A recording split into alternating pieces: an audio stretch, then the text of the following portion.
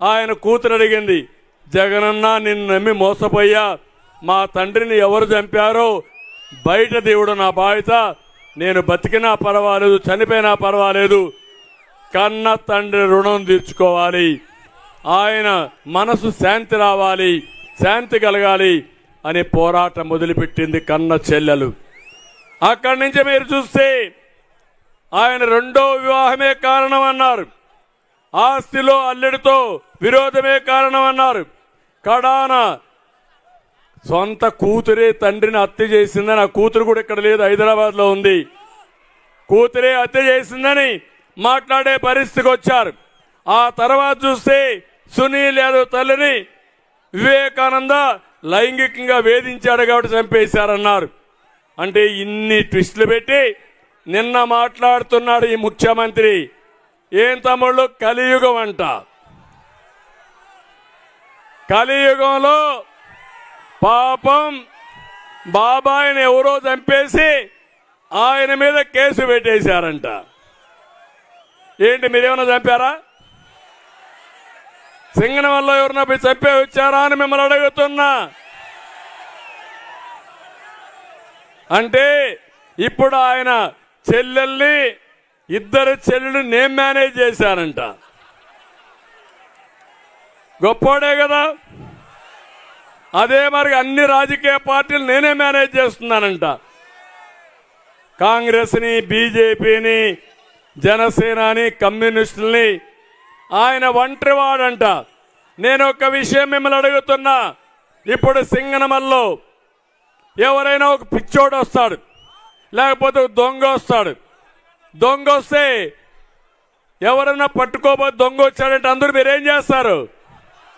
ఏం చేస్తారు? ఊరంతా ఒకటైపి ఇంటికి ఒక కర్ర ఎత్తుకొని పరిగెత్తారా లేదా? ఆ దొంగను తరివేసే పరిస్థితి వస్తుందా లేదా?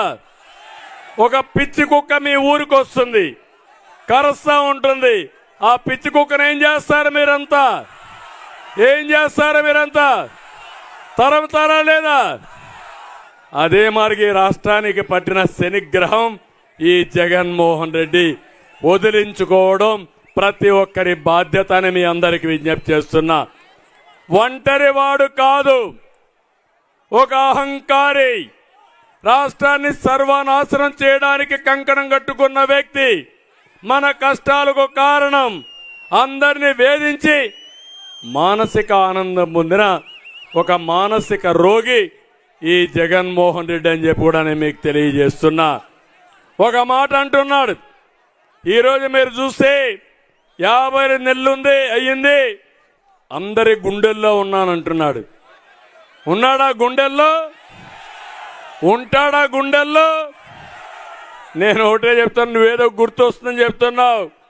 నువ్వెట్ట గుర్తిస్తావా తెలుసంటే, దారుణమైన రోడ్లు చూస్తే జగన్మోహన్ రెడ్డి గుర్తొస్తాడు.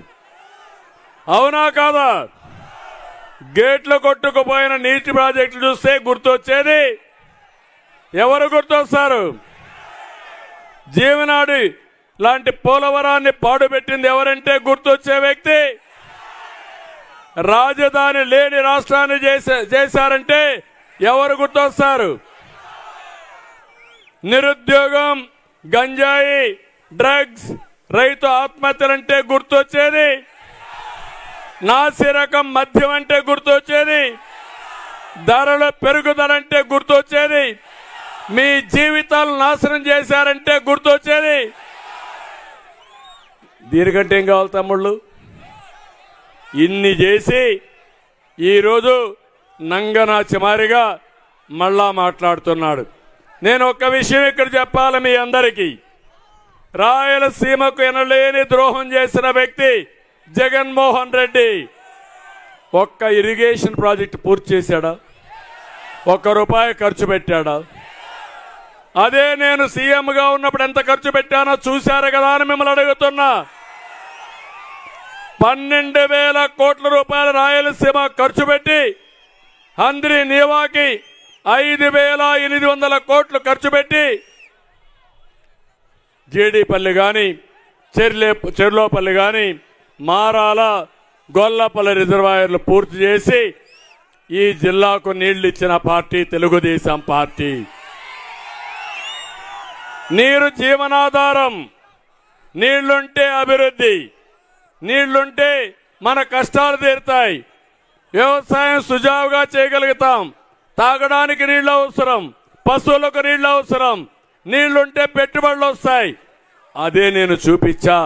నీళ్లున్నాయి కాబట్టి గొల్లపల్లి పూర్తి చేసి కియా మోటార్ తీసుకొచ్చిన పార్టీ తెలుగుదేశం పార్టీ.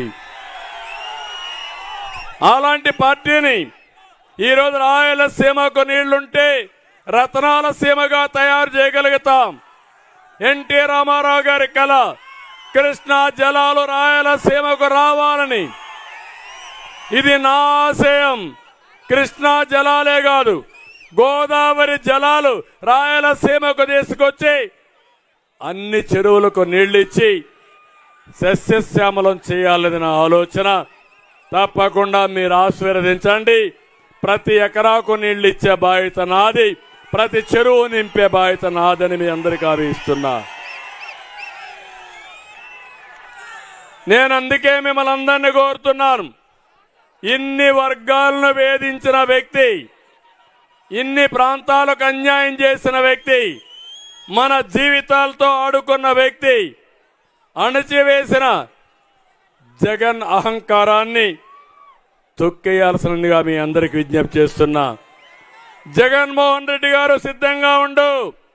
నిన్ను నీ ప్రభుత్వాన్ని కూలదేయడానికి మా ప్రజలు సిద్ధంగా ఉన్నారు. మే 13 తర్వాత నీ అహంకారం కూలిపోతుంది, నీ పెత్తనం పడిపోతుంది, నీ అక్రమాలకు ముగింపు పడుతుంది. తాడేపల్లి ప్యాలెస్ బద్దలు కొట్టే రోజు ఆ రోజు. అంతేకాకుండా నేను సిద్ధం అంటున్న నిన్ను ఓడించడానికి ప్రజలు సిద్ధం. కాస్కో జగన్ రెడ్డి అని మరొకసారి హెచ్చరిస్తున్నా. రావణాసురుడు కూడా నాకంటే గొప్పోడు లేడు, నన్నేమీ చేయలేడు అనుకున్నాడు. కడాన రాముడి చేతుల్లో ఏమయ్యాడో చూశాం. అయితే ఈ సందర్భంగా మిమ్మల్ని కోరుతున్నా, రావణాసురుడి పైన రాముడు యుద్ధం చేస్తే దేవుడైనా కూడా రాముడు ఉడతా భక్తిగా ఉడతలు కూడా సహాయం చేశాయి యుద్ధంలో. అందుకే మిమ్మల్ని అందరినీ కోరుతున్నా, రాష్ట్రాన్ని కాపాడుకోవడానికి మా వంతు మేము చేస్తాం, మీ వంతు మీరు కూడా సహకరించాల్సిందిగా మరొక్కసారి అందరినీ కోరుకుంటున్నా. అందరం బాధితులమే, నేను బాధితుడిని, వేదిక పైనుండే వ్యక్తులు బాధితులే, మీరు కూడా బాధితులే. ఈ పోలీసులు మంచోళ్లే గాని ఆయన చేతుల్లో విధిలేని పరిస్థితుల్లో నానా హింసలు పెట్టారు మనల్ని. మళ్ళా వాళ్ళకి మంచి జీతాలు రావాలంటే నేనే తెలుగుదేశం పార్టీని.